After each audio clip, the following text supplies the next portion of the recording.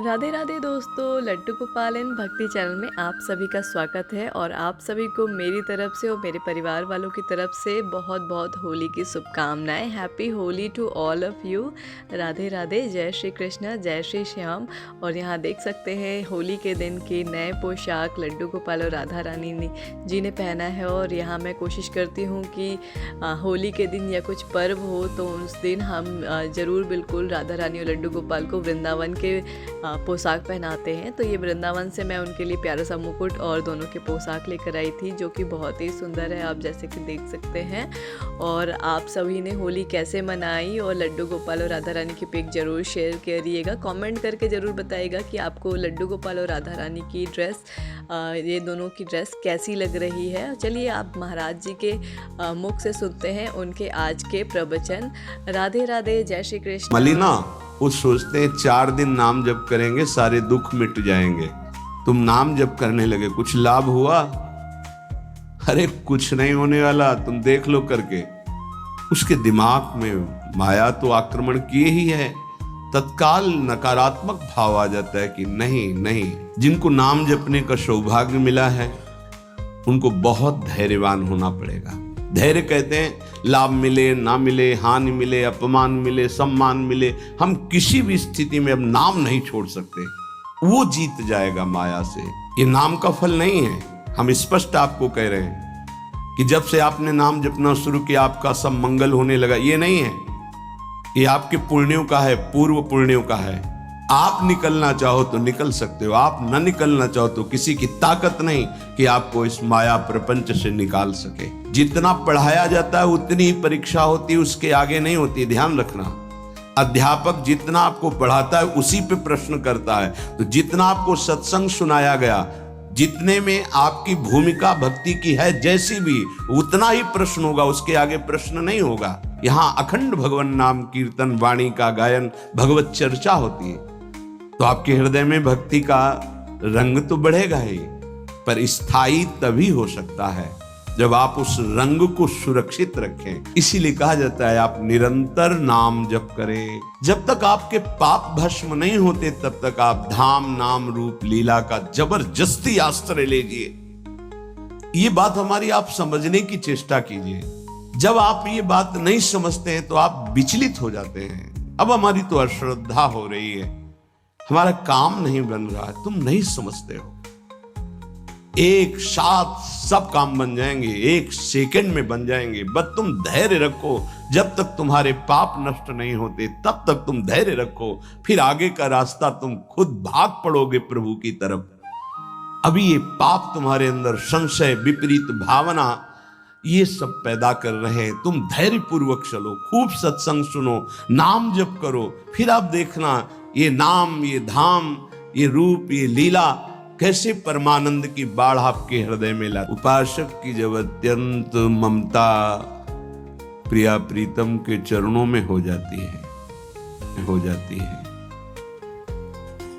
तभी हृदय पूर्ण रूप से समस्त कामना, वासना, स्पृहा, तृष्णा इससे रहित हो जाता है। जब तक प्रेम जल से हृदय नहीं धोया जाता तब तक मलिनता का अंश बड़ी बड़ी साधना करने पर भी बना रहता है। अब अनंत जन्मों से माया में आसक्त चित्त होकर के नाना प्रकार के शुभ अशुभ कर्म करने वाले जब भगवत कृपा से पुनः सत्संग प्राप्त करते हैं और साधन मार्ग में लगते हैं तो माया अपना प्रबल रूप धारण करती है। या तो ऐसी अनुकूलता प्रदान करती है कि वो भूल जाए,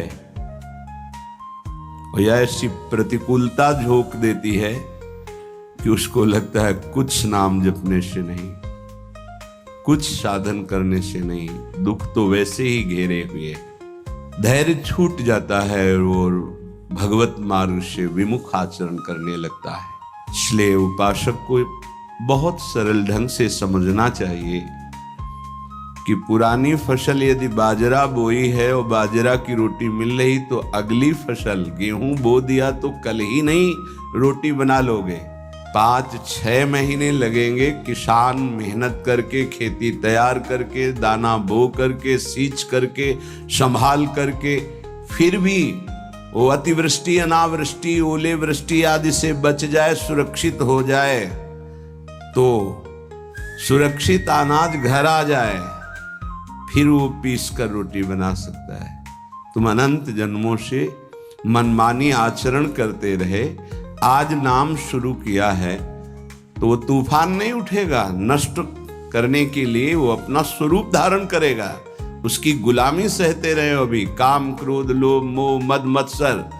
अब तुमको धैर्य पूर्वक नाम को पकड़े रहना। जैसे आंधी चले तो हम पहाड़ का आश्रय ले लें, हटे ना इधर उधर, तो आंधी तूफान पहाड़ को नहीं उड़ा सकती। ऐसे ही श्री भगवान कह रहे, मामेव ये प्रपद्यन्ते माया में ताम तरन्ति। माया का तूफान आएगा पर तुम मेरे चरणों को पकड़े रहना, छोड़ना नहीं। पर ये जिनका मलिन हृदय है ना, वो सोचते हैं 4 दिन नाम जप करेंगे सारे दुख मिट जाएंगे। हाँ, पक्का मिट जाएंगे, जड़ से मिट जाएंगे। पर धैर्य पूर्वक जीवन को आगे बढ़ाओ।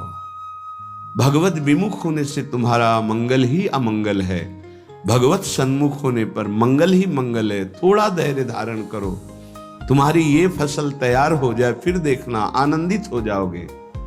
पर ये कुसंग मन का, फिर देखना आनंदित हो जाओगे। पर ये कुसंग मन का और तन का, ये दोनों परमार्थ में टिकने नहीं देते। जहां ऐसे मित्र जन मिले जो गलत आचरण करने वाले होते हैं, वो पूछते हैं, तुमने शराब छोड़ दिया, मांस छोड़ दिया, तुम नाम जप करने लगे, कुछ लाभ हुआ? अरे कुछ नहीं होने वाला, तुम देख लो करके। उसके दिमाग में माया तो आक्रमण किए ही है। तत्काल नकारात्मक भाव आ जाता है कि नहीं नहीं, भगवत मार्ग में कुछ नहीं मिला, ठीक कह रहे हो, तो आओ हमारे संग, फिर हो जाओ।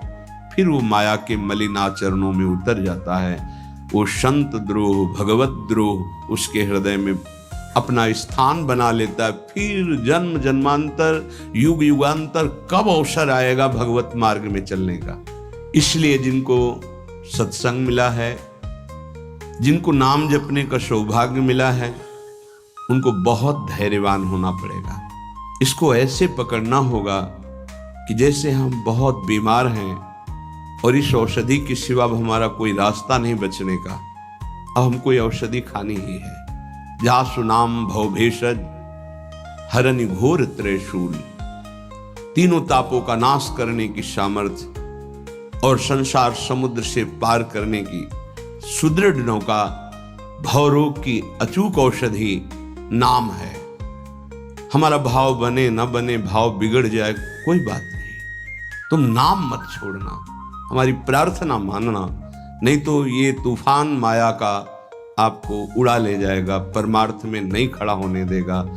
बहुत धैर्य पूर्वक दीर्घ काल तक चला जाता है।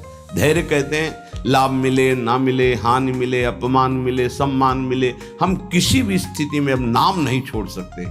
वो जीत जाएगा माया से। विपक्ष बहुत जोरदार है, आप क्या समझते हो? आप भगवान के अंश हो, ये भूल चुके हो, लेकिन वो नहीं भूली, वो भगवान की शक्ति है। भगवान कह रहे हैं मम माया दुरत्य, मम माया, मम मेरी है। जैसे ममैवांशो आपको बोला तो विपक्ष को भी बोला मम माया। अब आपको सावधान करने के लिए भगवान ही संत गुरुदेव शास्त्र इस रूप में संबोधन करते हैं। तो अगर आप इनकी बात मान जाओगे तो माया भगवती कृपा करेंगी और अपना प्रभाव समेट लेंगी। और यदि आप इनकी अवहेलना उल्लंघन करोगे तो फिर उनके प्रभाव से बड़े बड़े ज्ञानी परास्त हो गए हैं।